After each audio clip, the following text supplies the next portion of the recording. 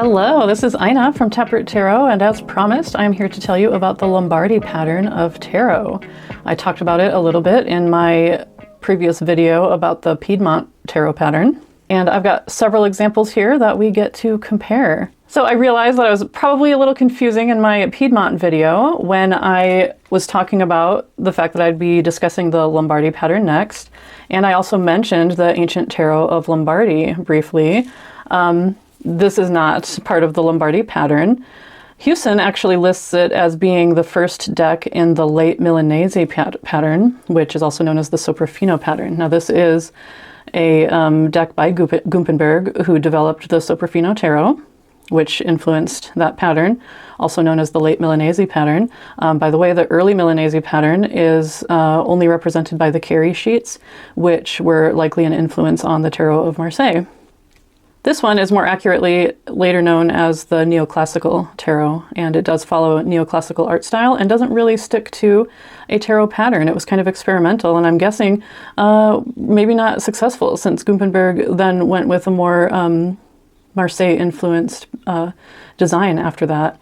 So that's neither here nor there. I just wanted to make sure you knew that the ancient tarot of Lombardy is not one of the Lombardy pattern tarots. I don't see the Lombardy pattern discussed as much as I do the Piedmontese, even though the Lombardy pattern to me is much more consistent. That's not saying much, because the Piedmontese pattern is not consistent at all. I definitely wouldn't call the Lombardy pattern as standardized as the TDMs, for example, but there's still a lot of commonality between these decks. Now, Lombardy doesn't mean that they were made in the Lombard region. I do have two that were made in Milan, this one here and another one off camera, and that is in the Lombardy region. This one's Bolognese, and these two were made in Trieste, which at the time of the creation of this one was apparently a culturally Lombard-influenced port town, even though it's not in the Lombardy region. So the name of a pattern isn't necessarily where a pattern even came from, although that is what Hewson says, but it could be just where it was popularized, which is probable. In his book, Mystical Origins of the Tarot, as I've mentioned before, there are appendices in the back that list the different patterns.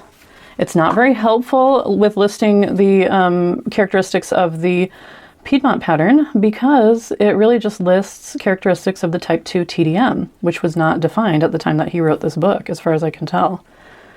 So I had to go to other sources for that, and I will link that Piedmont video in the description if you're interested. But he does have the most complete list of characteristics of the Lombardy tarot that I've been able to find. And one of the decks he names specifically is this one here by Giacomo Zoni of Bologna, made in 1780.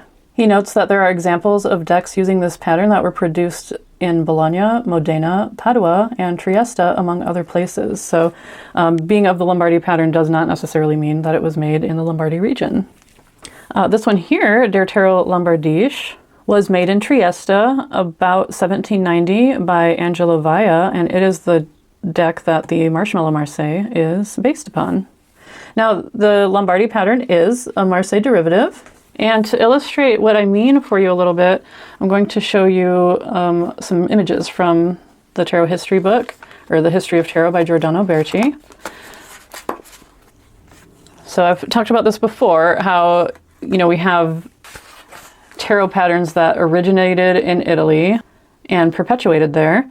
Then those made their way, some of those, at least one lineage of those, made their way to France, where they were standardized by the printing press use there, and the fact that Marseille was a prolific port town, which made it possible for the French patterns to develop. Those then made their way back to Italy and were adopted and, given some local Italian characteristics.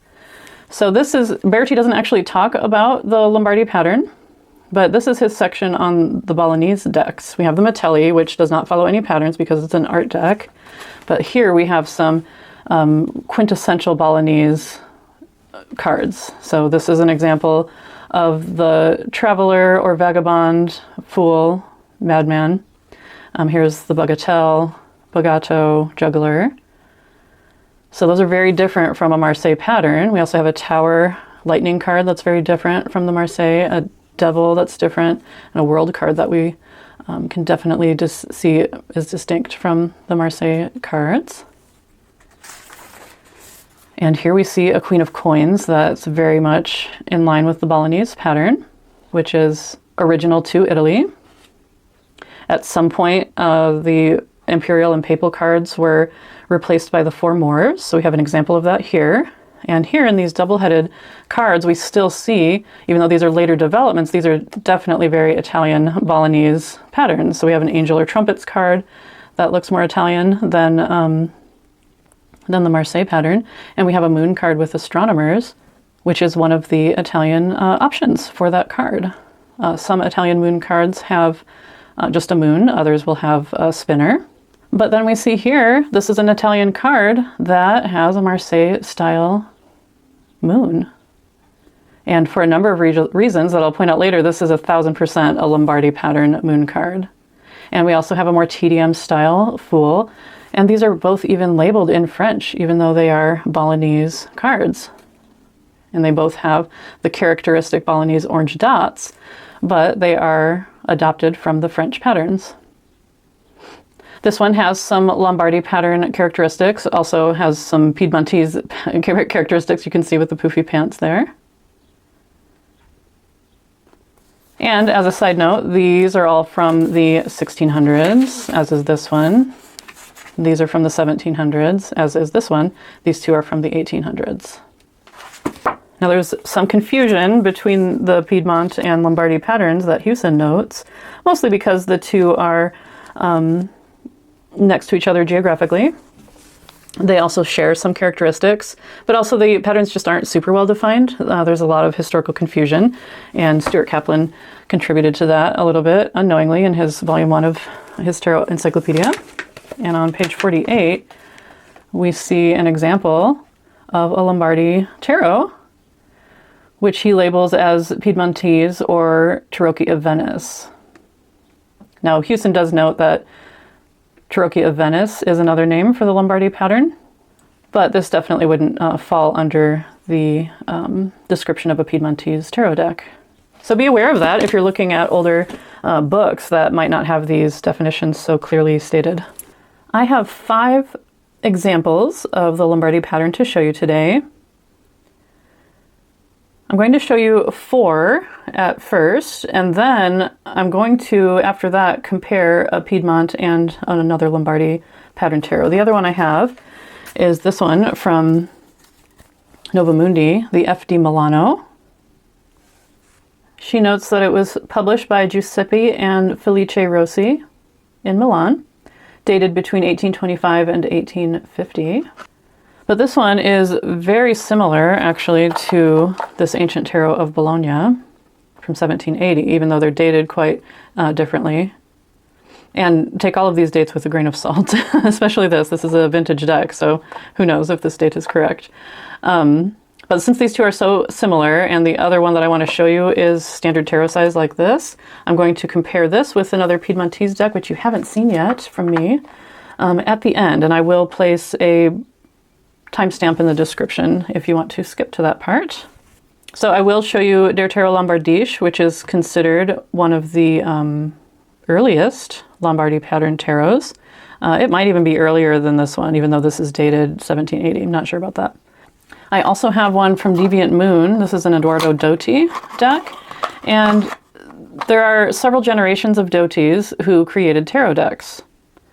And I would say they span all the way from the Lombardy pattern to the more intricate Sopraffino or late Milanese pattern decks. And I would consider this one to be somewhere in between. So this one is Edoardo Dotti around 1865. Another one that Hewson notes is from Il Manighello, labeled Tarocco Italiano Ristama, excuse my pronunciation, Fidelissima di un Giacomo della Fabbrici Dotti, Milano 1845. I haven't been able to find that one. I didn't look for very long, but he does consider that one a Lombardy pattern deck. And interestingly, he notes that W.B. Yeats, the poet, was said to have used a Dotti deck in his work with the Golden Dawn, which you might know the Golden Dawn required its members to create their own tarot decks, and he was not a visual artist and chose to use a Dotti deck instead. I thought that was a cool little fact.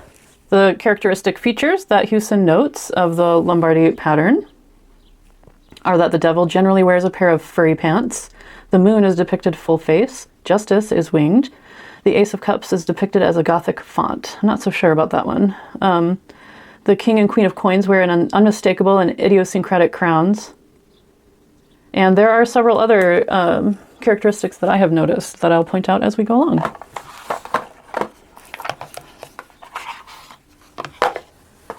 I've been collecting Lo Scarabeo's Ancient Tarots series, which has been really enjoyable. They can be pricey, but if you know me, you probably suspect that I have found really good deals on all of the ones that I've managed to find.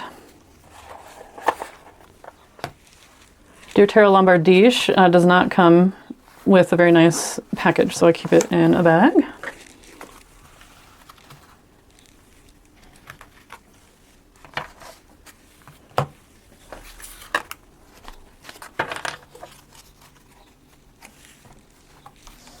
Okay, so these two are the earliest, and I've just checked with Hewson. He does list this one as being 1780 as well.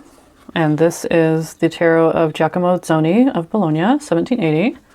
This is the tarot of Angelo Vaia, 1790, of Trieste.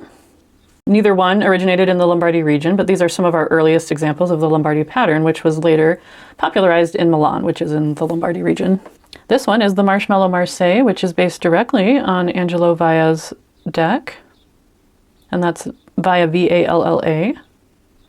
And then we have this one by Edoardo Dotti, recreated by Patrick Valenza from 1865, which I would call a blend of the Lombardy and the later Milanese or Sopraffino patterns. So I'll say right off the bat, this is not one of my favorite patterns. I think it's very pretty, and you might know that I'm not a big fan of pretty decks. I really like the chunkier, weirder type decks, which is one reason I love the Piedmont style so much. So these are very beautiful, and I love them, but they're not my favorites. This one was made in Bologna, this one was not, and yet they both have the characteristic orange dots of Bolognese decks. But as we saw before, these are not Bolognese pattern decks. The Lombardy decks tend to be very multicolored and pretty, which we can see here. And most of these have cats rather than the dog. I'll show you the backs of all of them. I love the backs of this Edoardo Dotti deck. I think it's so pretty. Beautiful Al-Aquila, the eagle, which is a reference apparently to the printing company, probably. Something along those lines. A nice, simple, and pretty back on Der Tarot Lombardische. This is out of print, but it's gettable for a reasonable price usually. The Marshmallow Marseille has this holographic back. This is also out of print, but I was really lucky to find it for an affordable price. The Lombardy Bateleurs, we see here, these two are labeled in French. This one is Italian. The ones sticking more closely to the Lombardy pattern seem to have some of the juggler type tools. We have dice added to the Marshmallow Marseille, which is actually not present in Der Tarot Lombardische. But we have, possibly some of the implements, juggling balls, things like that. Or, this almost looks like a knife with bread and cheese, honestly. So it could even be somebody serving up food, who knows? This, we have more of a cobbler, which we see not only in the Sopraffino, but in the Piedmont style decks as well.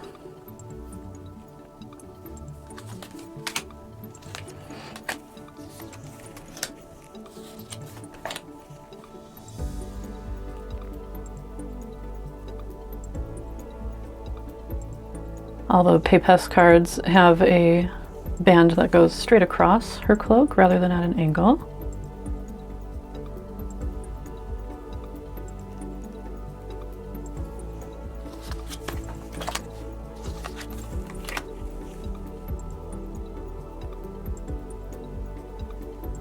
The Empress cards have wings in the Lombardy pattern, which we see in these three, but not in this one. We also see scepters that have this, what I like to call like a chair leg fancy design. We'll see that more obviously in later cards.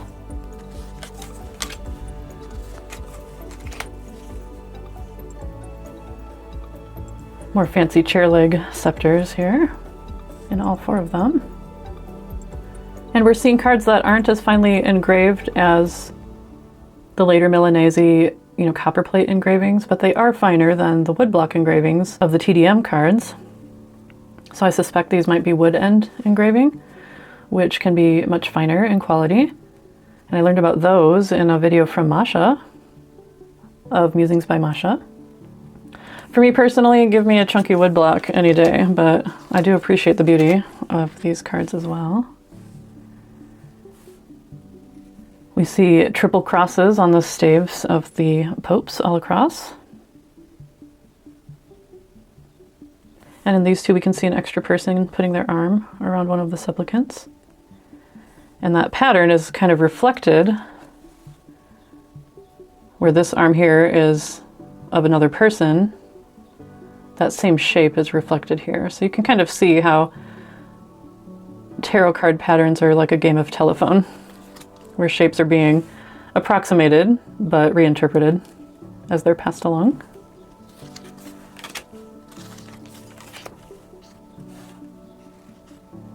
One of the funny aspects of the Lombardi pattern is that the Eros or Cupid figure has the blindfold on, but it's lifted up onto their forehead like he's peeking.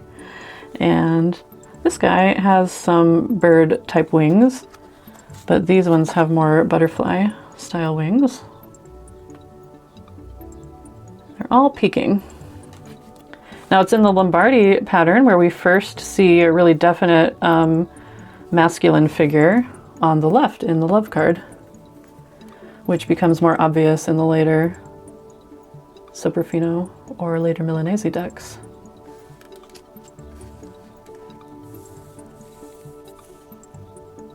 But they are all facing to the left, like a Type 1 TDM would be.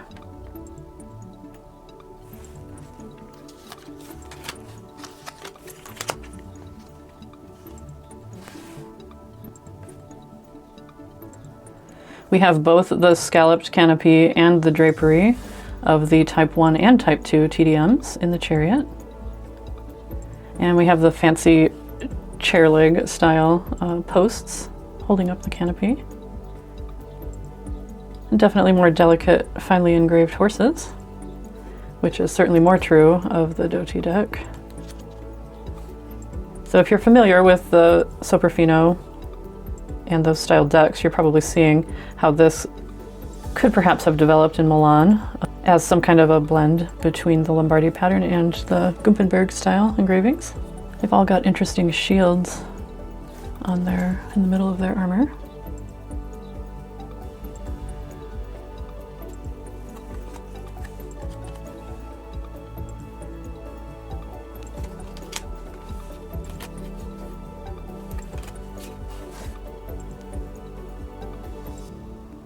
Justice is also winged in the Lombardi pattern. And she has a little bit of a lace collar, similar to the Piedmont tarots. This one is hard to see because of the coloration, but you can see it here in the Marshmallow, Marseille. And it's probably most obvious in this one. The Dotti is sandaled, whereas she's got these funny little shoes in the other 3.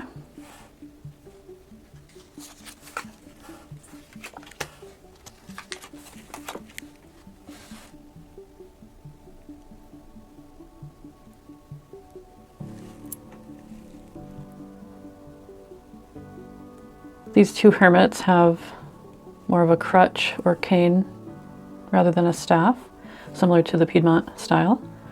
But none of them has their hood up. We're seeing overall just a lot more detail in the clothing than we see in earlier tarots.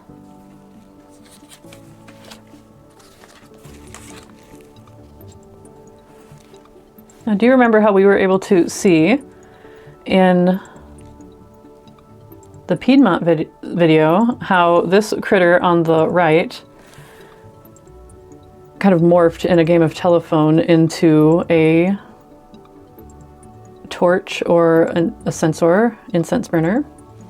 The more famous game of telephone is actually this one, where the figure on the left over time turned into an incense burner. And I'll show you in the Piedmont deck I have here. Do you see how that figure on the left traditionally is a human figure with a skirt and an ass's tail? In this one, you can see how that tail is starting to morph into what looks like a flame. I do have a TDM on me. Let me get it out because this is interesting. So this is the Tarot de Nostradamus based on one of the Payen tarots. And it's a more traditional type 1 TDM. And we can see we have an ass or a donkey here. This guy is possibly a monkey type critter. In some decks, he's also takes on more donkey characteristics.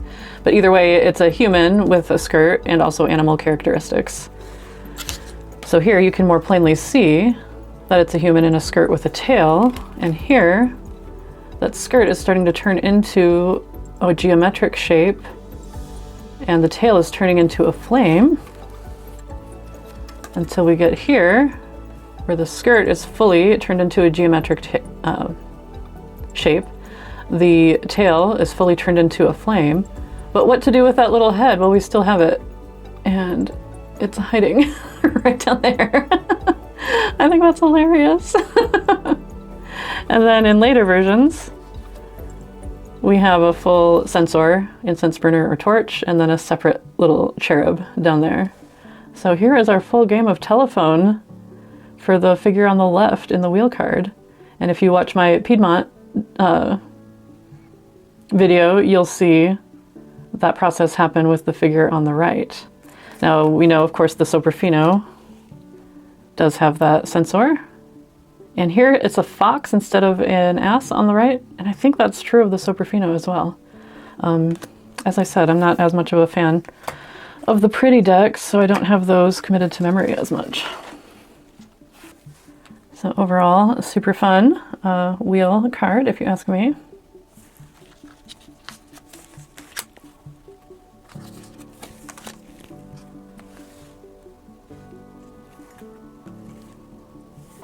So in both the Piedmont and Lombardy patterns, you'll see more of a fight or a struggle happening in the Fortitude card. In a lot of the Lombardy tarots, you'll see the lion has both paws up. And even though here this one isn't in as much of a struggle as the one on the right, you'll definitely still see that both paws are up.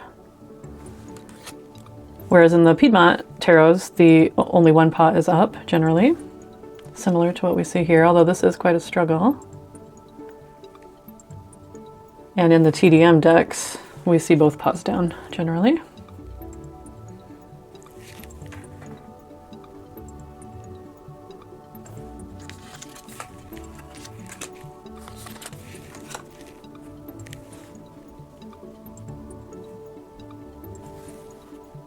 Again, French labels here, Le Pendu, La Peso here. And we'll see even some of the more, according to Hewson, the later Lombardy pattern tarots that developed in Milan did adopt Italian titles. Whereas the Piedmont were labeled in Italian from a much earlier time than the Lombardy pattern. We have a nice symmetry of these being facing the opposite directions here. That's kind of fun. Little chorus line of hanged men here.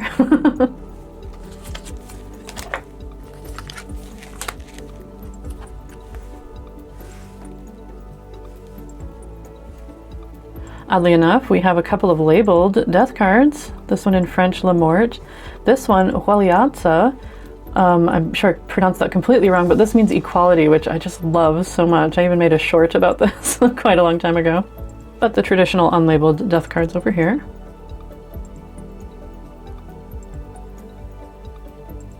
These ones are really cool with no heads in the flesh, but skeletons, bones and skulls instead.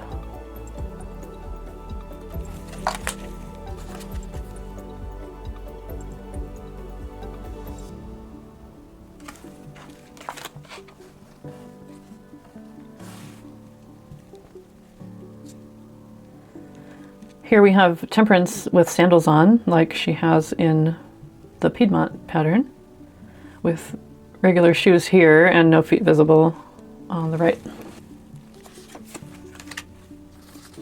One of the characteristics that Hewson noted was the fuzzy panted devil cards. Now the furry legs or pants are not exclusive to the Lombardy pattern. We see it in some Besançon decks, in the 1JJ Swiss, and I think other Swiss tarots, I'm pretty sure. But you can see it's really consistent across this pattern. I love this guy with his fun nose. This looks very theatrical. We've talked before about how many of these cards are based on theatrical costume. I think you can really see that in this card. We have the torch on the left here. In this one, a sword on the left and possible torch on the right.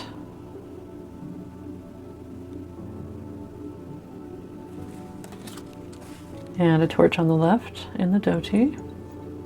I do love the colors in all of these, but in the Dotti I'm noticing especially right now.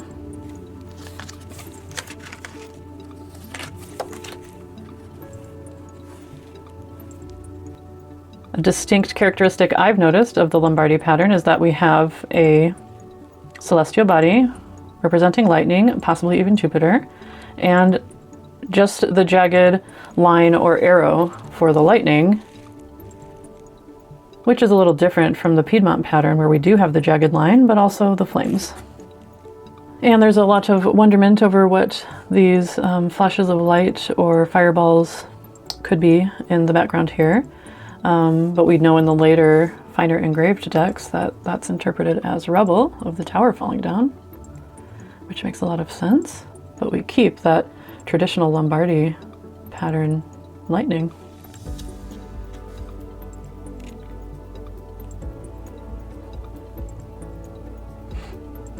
The watercolor style of printing is so dreamy, I think, in the Lombardy cards.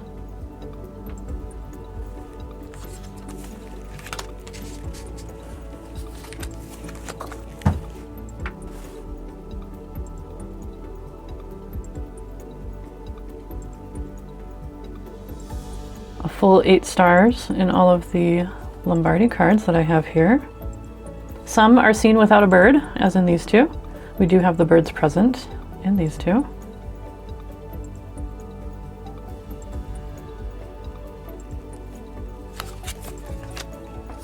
And one of my favorite examples of a Lombardy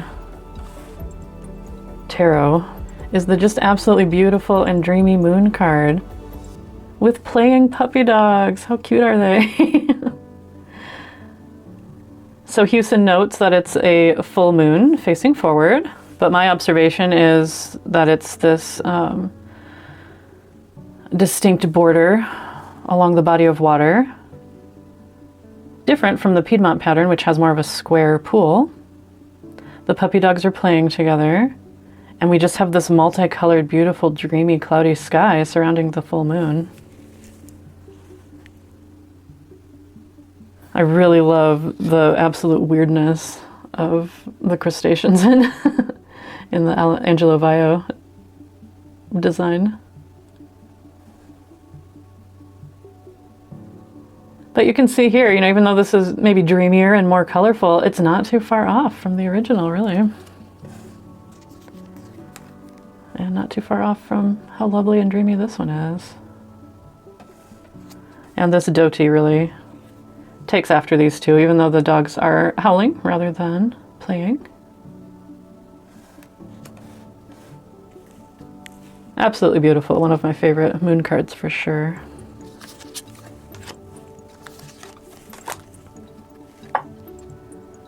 Whereas in the Piedmont deck, we have more traditional young children with wraps around them. Here we still have young children, but they're fully clothed. Whereas in the later, here we see in the Dotti deck and in the Sopraffino styles, we see slightly older adolescent children or even young adults. But these ones are more like young children. And you can even see here where this seems much closer to the traditional TDM sun, and it just kind of seems like the clothes were almost a painted on afterthought. Like, we should probably put some clothes on these kids.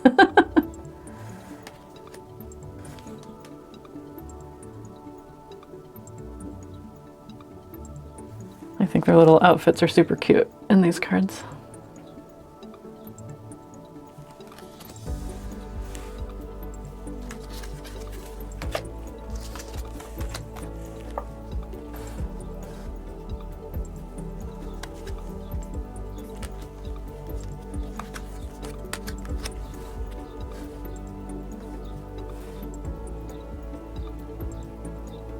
A fairly standard judgment card. Maybe a little less intense in Angelo Vaio's version. A little sweeter.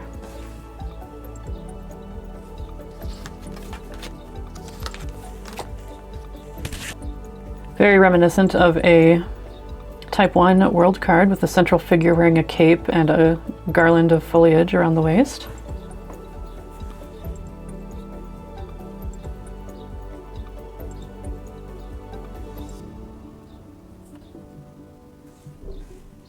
This is interesting. The eagle is almost taking on griffin-like characteristics. Look at these. I guess that's just an eagle's foot, but I don't know, he kind of looks griffin-y to me. These critters down here are kind of funny looking.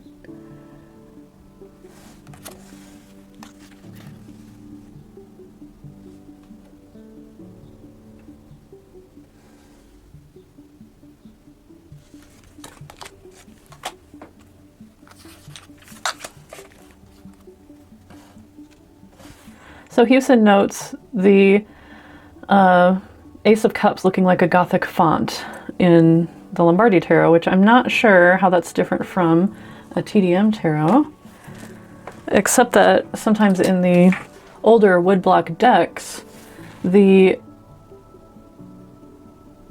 spires of the cathedral type shape, which, you know, is probably a reliquary sort of chalice, they aren't as separated just because of the way the coloring is done. So I think the main difference is just that the coloring is a little more precise here, so you can see the separate spires, whereas here, not so much. The separate spires are there in the line work, but there's just a big blob of yellow over it that prevent you from separating those out as much. So I'm not sure really what he's referring to there. To me, these look like a pretty standard Ace of Cups, just with, except for the Dotti is a little fancier, but just with some finer coloration work done. All beautiful.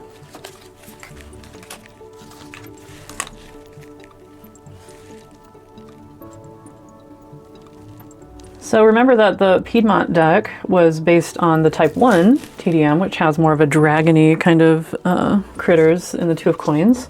Two of Cups, rather, which were based on images from the early Persian patterns, such as the Mamluk cards. We do have dolphins here, which would later be adopted as these critters in the Type 2 TDMs. But the Piedmont and other early Italian TDM derivatives seem to be more based on the Type 1. And we'll look at that more once we do a comparison with the Piedmont Tarot, but they kind of look like the Type 1 dragons, but with a shaggy mane a little bit. And then they seem to develop here into lions, which we see in these two. And then later in the Soprafino as well.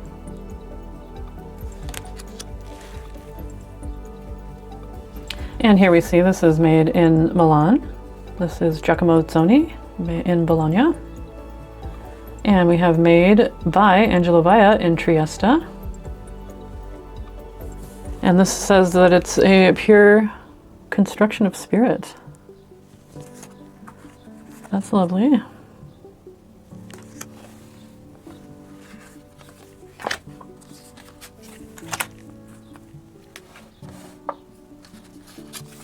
We see that the Lombardy flourishes are so whimsical.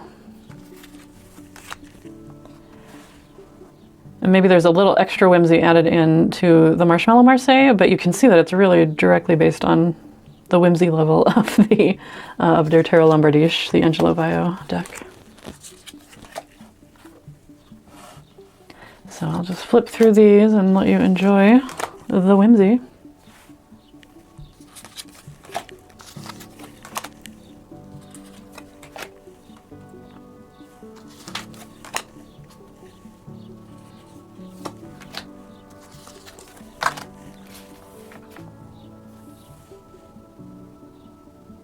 I'm definitely seeing some additions here. Why not?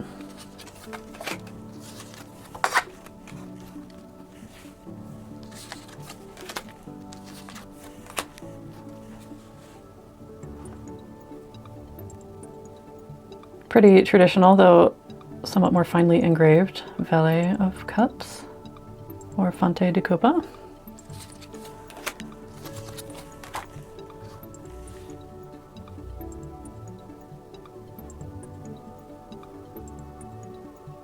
Very fancy and cute.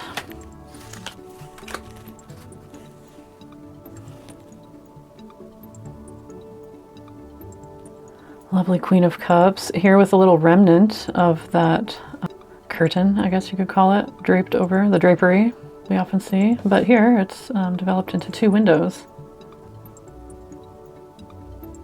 And just abandoned altogether in this Queen of Cups.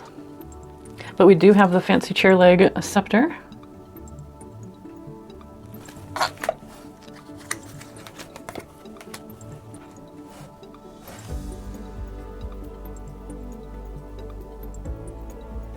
Pretty fancy, otherwise fairly standard. King of Cups. I do love the little oak leaves on this deck. How cute are those? And again, let's just enjoy these beautiful flourishes together.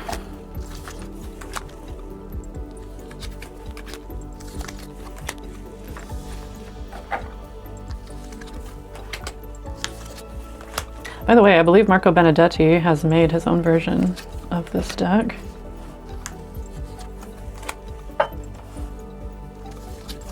So you have some options if you enjoy it, but can't get a hold of these out of print ones. Although, like I said, Tarot der Lombardische tends to be pretty easy to get and not too expensive, even though it's out of print.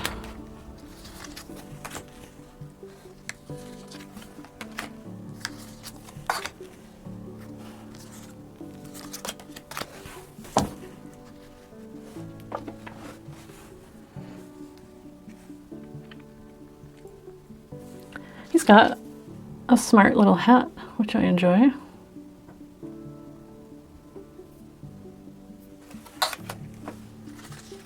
Somewhat reflected here. A little more of a stocking on this guy. I love his face.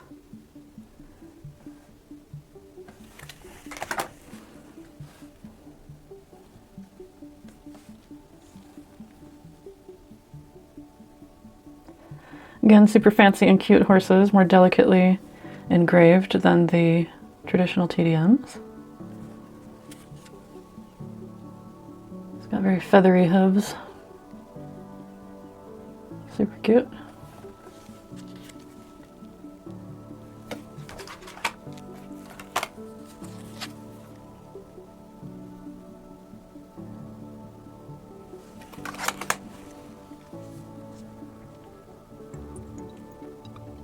I do adore all of these Queen of Batons. I love the finer engraved ones, where she's, I don't know, just kind of like cinched up with her corset and all proper, but with this big ass club. I just think it's funny. But this particular deck, I absolutely adore the patterns and the colors.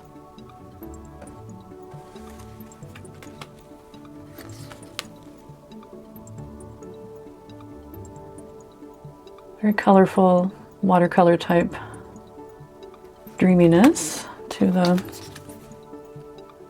others. Very fancy King of Batons.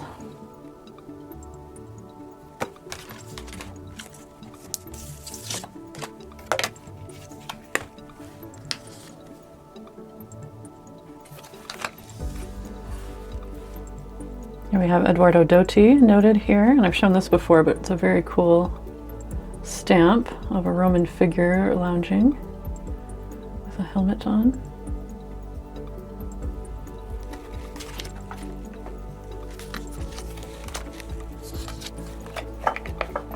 A lot of the Lombardy pattern do not have too much labeling, if any at all, on the two of coins.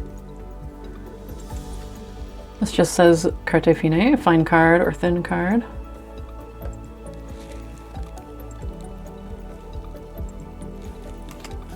And the others are unlabeled.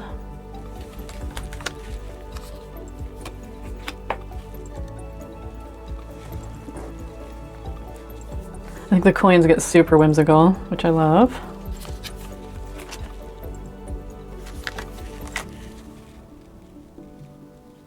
I love the asymmetry in Angelo Vaio's original art. This one, I'm not sure why, but the imperial globe is upside down. These cards are not reversible, so it's interesting.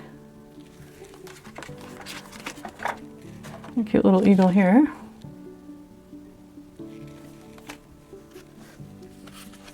I actually prefer Angelo Vaio's original design, but I think the Marshmallow Marseille is cute as well.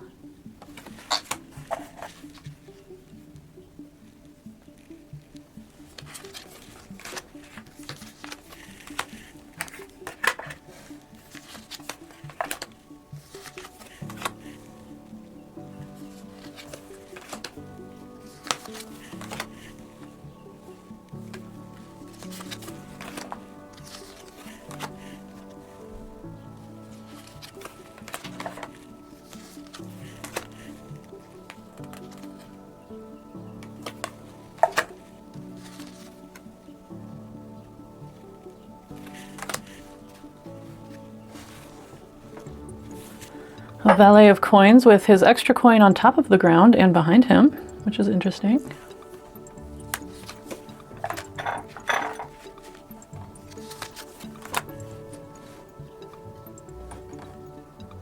Really similar headpieces on these two, but younger looking bareheaded knights in Angelo Vaio's. I like the green horse. This one.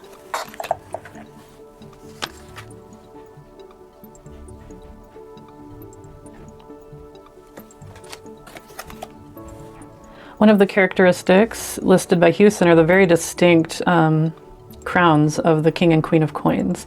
And the Queen of Coins always has an interesting headpiece, but definitely exaggerate the uniqueness in the Lombardy pattern, which I think is super cool.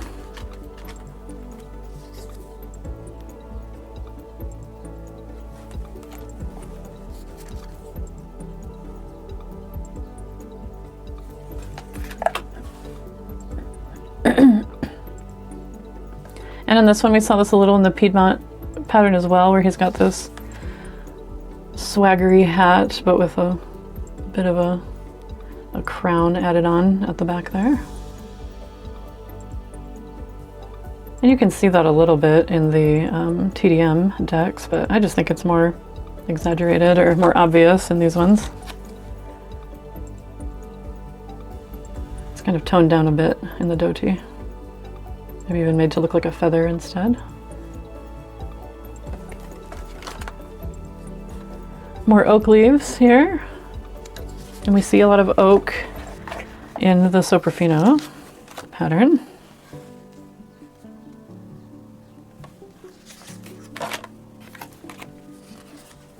Variation between these two here.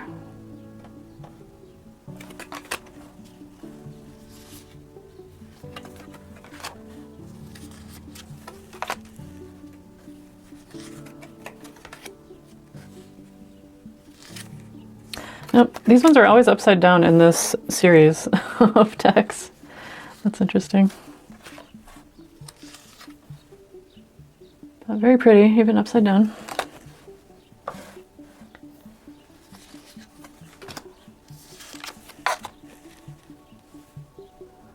Nice variety of flowers here.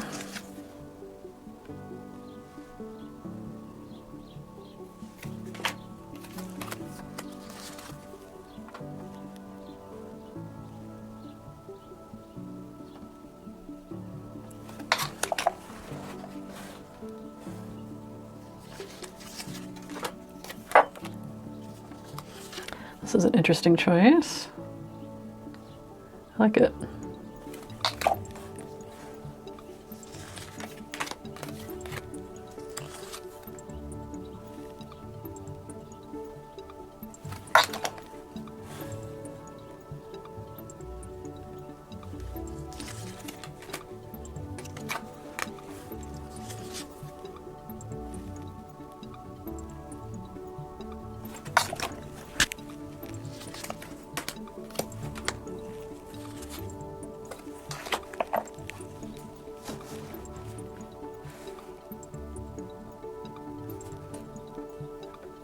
Very sharp and swaggery valet of swords.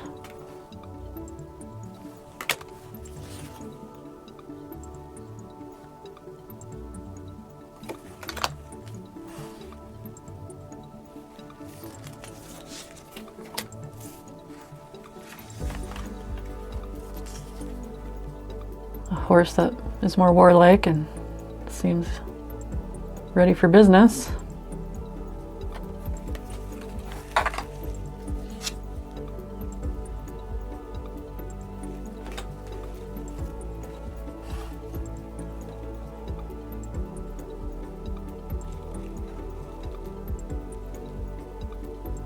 Queen of Swords, cradling her belly. I like her shorter hair in this pattern.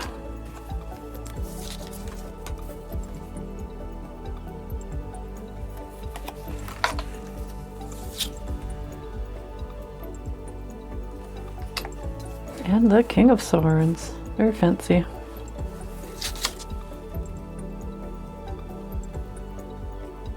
My light is getting low, so if I'm going to do another flip through for you, I'm going to add some light. What did you think of that Lombardy comparison? So the other Lombardy deck I want to show you is the FD Milano restored by Mundi and made available on Make Playing Cards. Not sure if it's still available.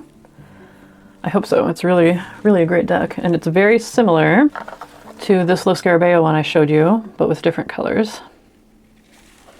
And since I made my Piedmontese deck, Lauren from the Cartomancer had a little bit of a sale. And so I went ahead and decided I really wanted a more quintessential Piedmont deck that had the poofy panted fool with the butterfly and everything. So I got this Tarocchi Fini, Turin 1865.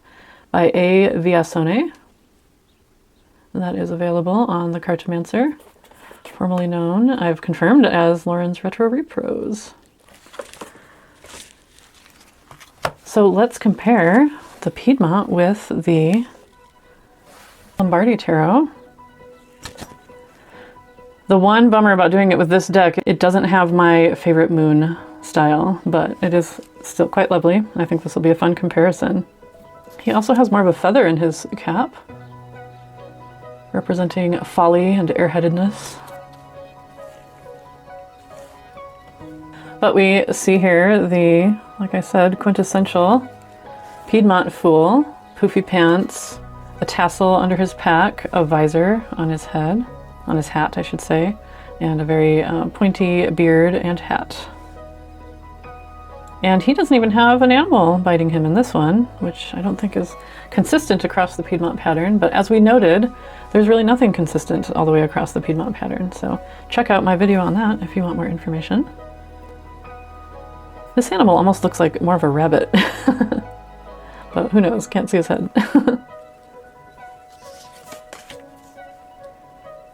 We have a distinct cobbler character here, with a shoe, and the either pitcher of wine or vinegar, which we see in the Soprafino pattern, holding up a cup, and cobbler tools, and the chair that he's sitting on. It's more of a traditional El Battelleur, although here, labeled in Italian. So like I mentioned before, part of the Lombardy pattern is, as opposed to the Piedmont, which is labeled in Italian, earlier Lombardy decks are labeled in French, but here, this one is a little later and is in Italian. And here are the backs.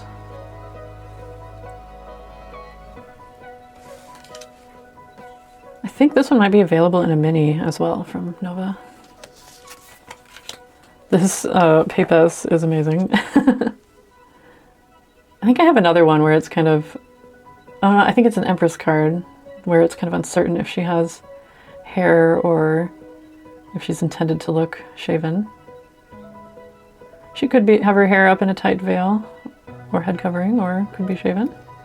But I noted before that there was a straight strap across the papes in the Lombardy tarot. Here it is interrupted by a buckle, but in the Piedmont pattern we have a diagonal strap.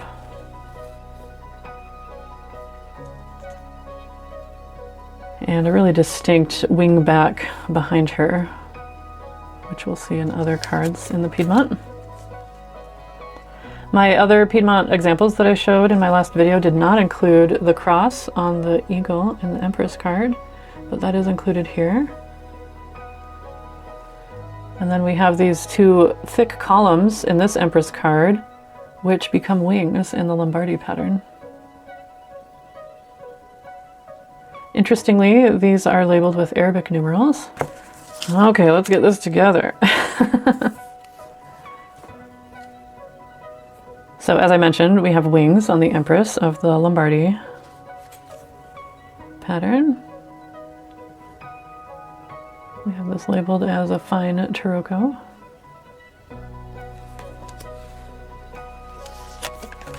All right. The Emperor, often in the Piedmont cards, will have an eagle on the cross as well, but here this eagle is cut off. And these cards are quite wide. Look at the brick underneath them, that's so appropriate, I think.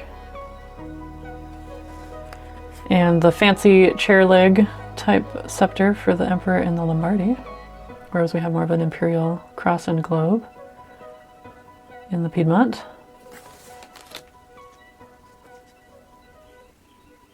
Just two supplicants in this Piedmont Pope, both of them with the triple cross.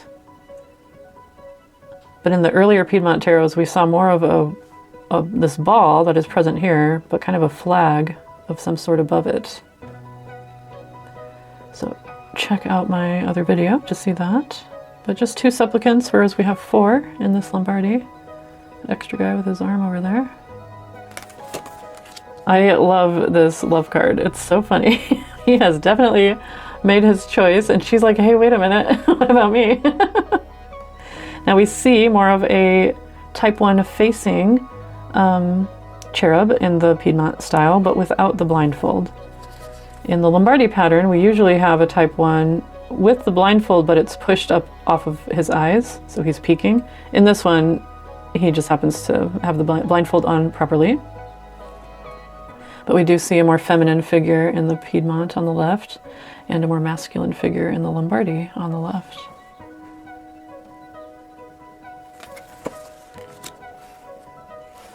One common characteristic of the Piedmont is to have these big, huge wheels on either side of the chariot. So we don't see that here.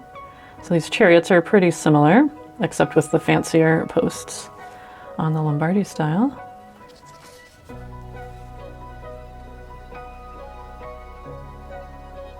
Certainly more intricately carved horses here on the Piedmont.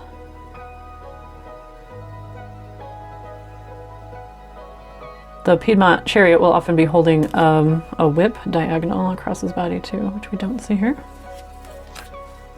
So we have this kind of wingback chair design in the Piedmont Justice, but we have wings in the Lombardy Justice. We also have a more obvious white lace collar around the neck of the Piedmont Justice, and then this veil that has a distinct border. It's a very Piedmont characteristic. And we see that here, but you could call that veil hair instead. And the lace collar isn't as obvious.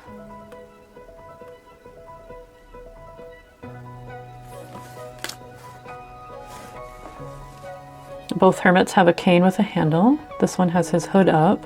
And I love how this one just has lots of layers and multiple colors of clothing. It's very textured and intricate. The Lombardy hermit is often holding a rosary as well. And yeah, that's something I've noticed about this deck, that we seem to be moving more toward the very Harlequin type multicolored fabrics of later playing card styles.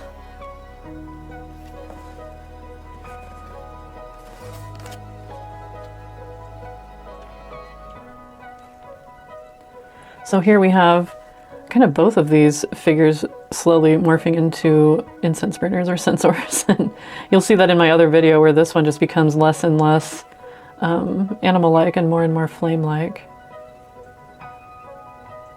And a really interesting pattern on the top figure, which is pretty consistent across the Piedmont tarots, and it just has a lot of texture to it, which we don't see as much in the Lombardy. We do see that full censor incense burner on the left. And we have the lion with one paw up in the Piedmont. Generally in the Lombardy, the lion has two paws up, and here we can really only see one paw, which is up. But generally more of a struggle in these compared to the traditional TDMs.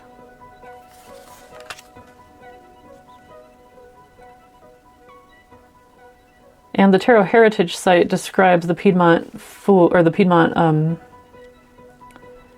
hanged one, which here is labeled Il Penduto instead of La Peso, as having more of a skirt, a belted skirt, which you can see more obviously in this deck than you could in the decks that I showed in my previous video. So definitely showing that characteristic better in this deck. Two unlabeled death cards. More skeletal in the Lombardy, with actual heads in the Piedmont. And we did see them labeled in a couple of the Lombardy-pattern tarots. The Piedmont Temperance has sandals on.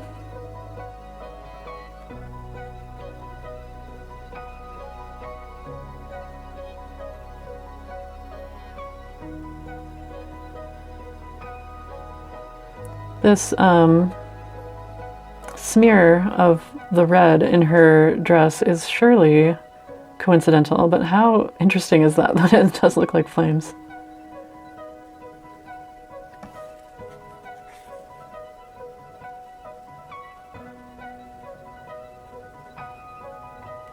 And she's barefoot in this deck.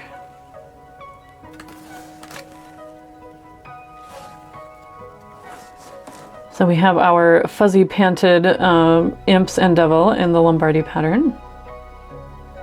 There's a couple of different variants in the Piedmont devils, but all of them look weird. So that's kind of the consistent characteristic of a Piedmont devil, is that they are weird looking in a very cool way.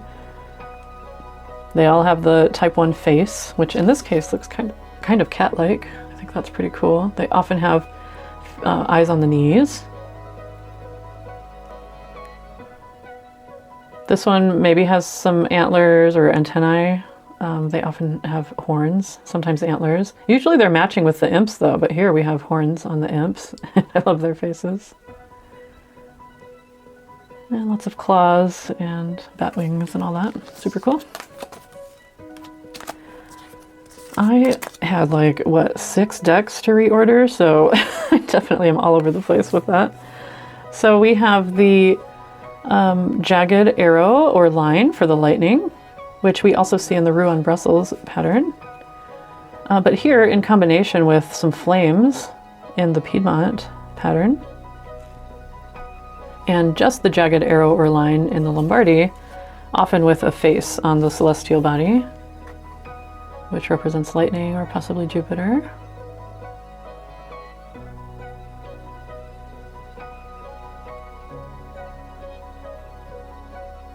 I like this kind of Venusian feather, or Venusian flower in the background here. It's funny.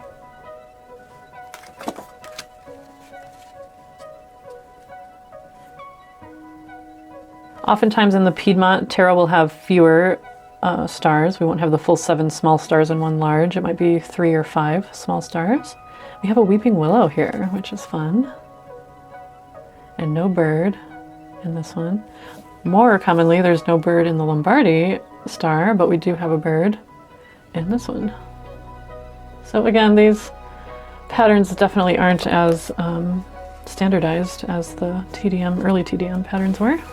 So I talked about the Lombardy moon being one of my favorite moons, and we do have the dreamy multicolored sky with the funky, interesting crustacean, but we don't have pups playing together. They are howling here. We do have the full forward-facing moon here, like the Type 1 TDM, with the side-facing crescent of the Type 2 here.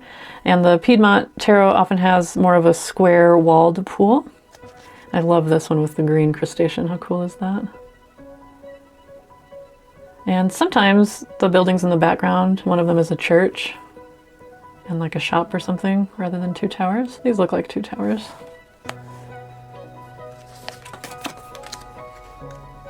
And in both cases, we've got young children under the sun, but with the Lombardy style, the kids are clothed and they're draped in the Piedmont style. And this was described in the Tarot Heritage site with an extra figure facing sideways in the Judgment card, but that was not present on any of the decks that I showed in my Piedmont tarot. So now we get to see an example of that, and it's super interesting. You can almost imagine that in a like modern art display. Very cool.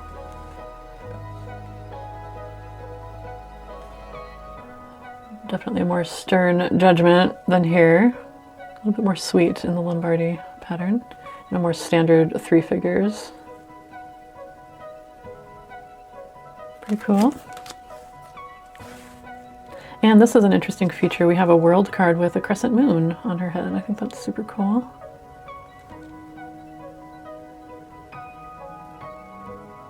And always very weird looking critters in the Piedmont tarots. I like this ox's butterfly wings. That's pretty neat.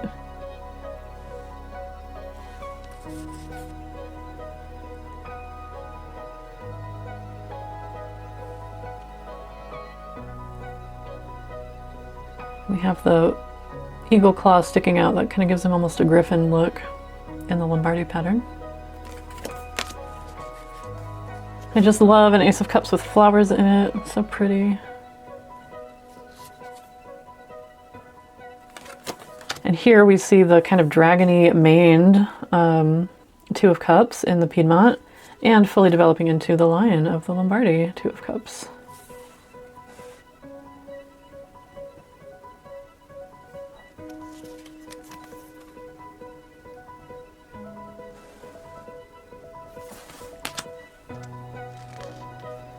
Really quite delicate in this Piedmont deck. Almost has more of the Lombardy whimsy to it. The two patterns definitely do influence each other.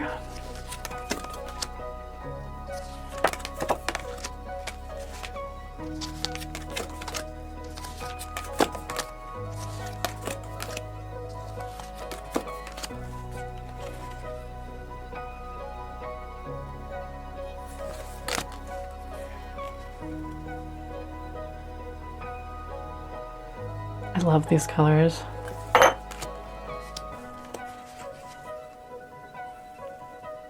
Absolutely love the patterns.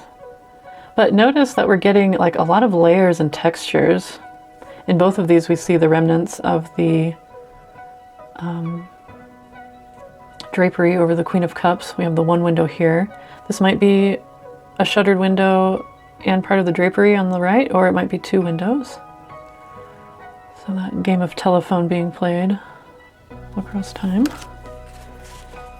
I love how this guy just looks crazed. He needs a sandwich or something, I don't know. This guy is very sweet.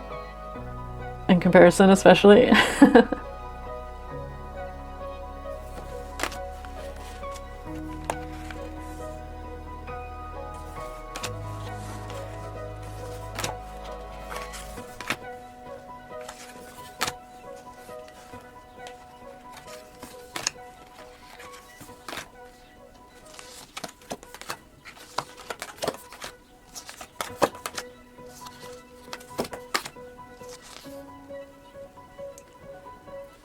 Really love the weirdness of the Piedmont pattern.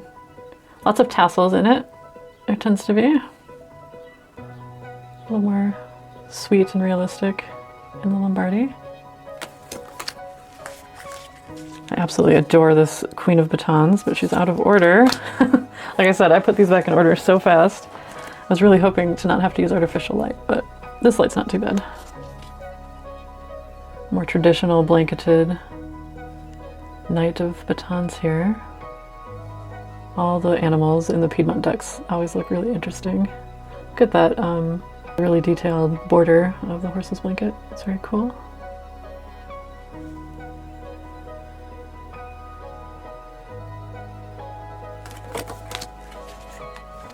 I love both of these Queens of Batons actually, but she is one of my favorites. She's great. I love the colors. She looks like she's serious about something. But yeah, look at all the different layers and multiple colors. It's really reminding me of later, you know, more standard, what we're used to as four-suited playing cards.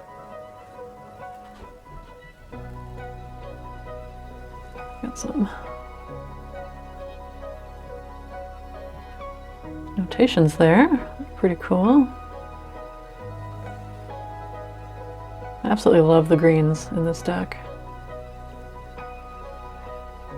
This one has amazing details.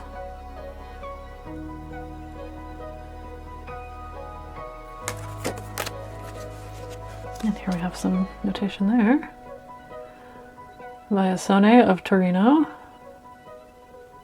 capital of Piedmont.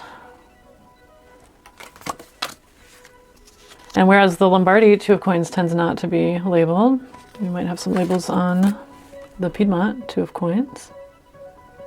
This is interesting.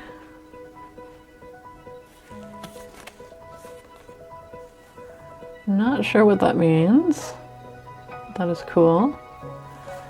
Let me get Torino or Turin, Viassone, the card maker. And whatever that means. Very cool.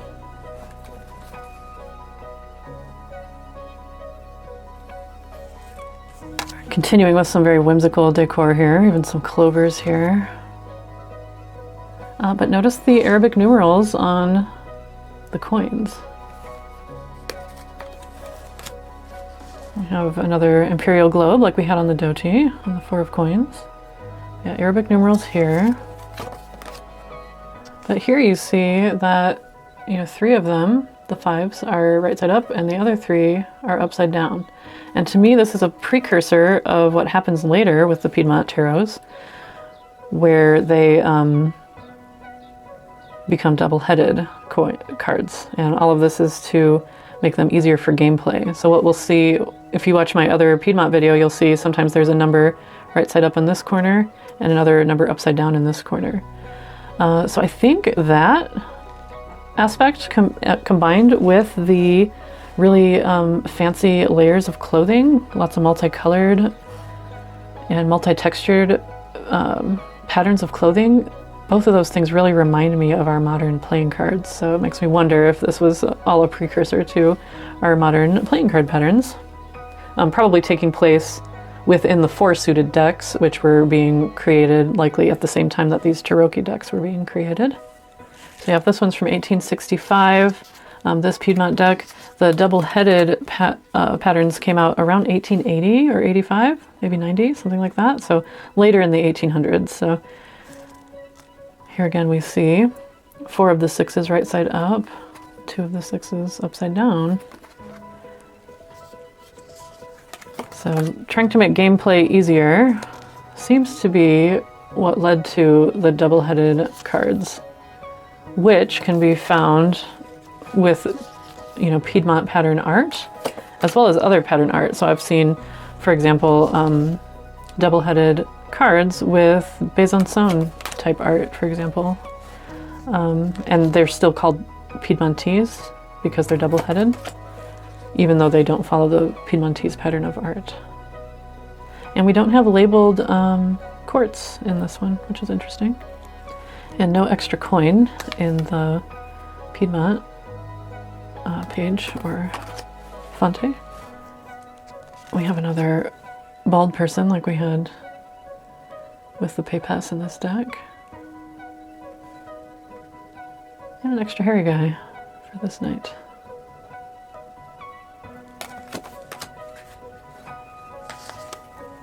That super interesting crown in the Lombardy deck, and a pretty standard crown. But look here, do you see what I mean with all the extra borders and patterns?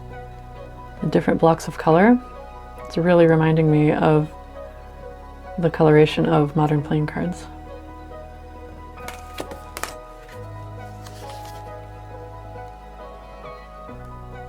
And we have the super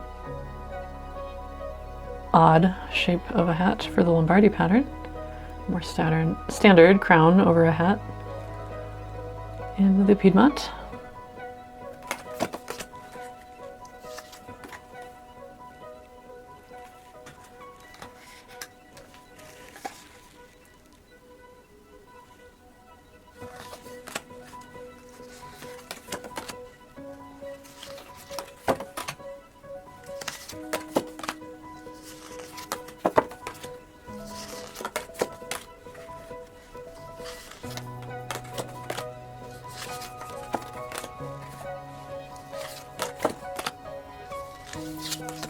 I like the different styles of sword hilts there.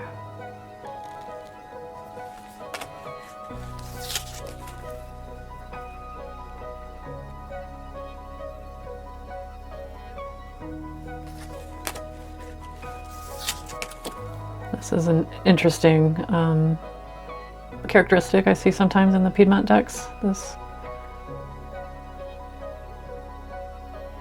kind of a mercenary looking soldier with plumage, with this plumage flowing behind him.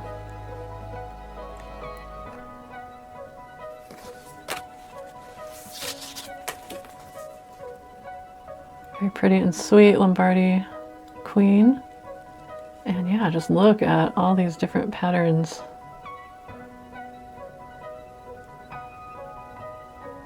I should have a regular set of playing cards with me so I can show you what I mean, but I think it looks kind of obvious, so tell me what you think. You think that could be a precursor to modern playing cards? All right, so that is the Piedmont versus Lombardy. I found that when I was talking about the Piedmont deck in my last video, that I kept kind of also referring to the Lombardy, and I want to reassure you none of that was misspoken. I was actually referring to the Lombardy pattern, but I realized that could get a little confusing, so I thought I'd better compare the two at the end of this. So that is what I've got for you today. Now I've got like 6 decks to put away. No complaints though. Well, what did you think? We're coming back to the Angelo Vaio, one of the earliest Lombardy pattern tarots, which is the basis for the Marshmallow Marseille, as well as one made by Marco Benedetti, I believe. So check that out. And you know, I'm not super up to date on all of the Italian tarots, so if you noticed anything that I left out, do let me know. We're learning together, so I'd love to hear from you. Tell me what you think. Do you have any Piedmont or Lombardy tarots? And what are your favorites? Thank you so much for joining me today. I will see you next time. Bye!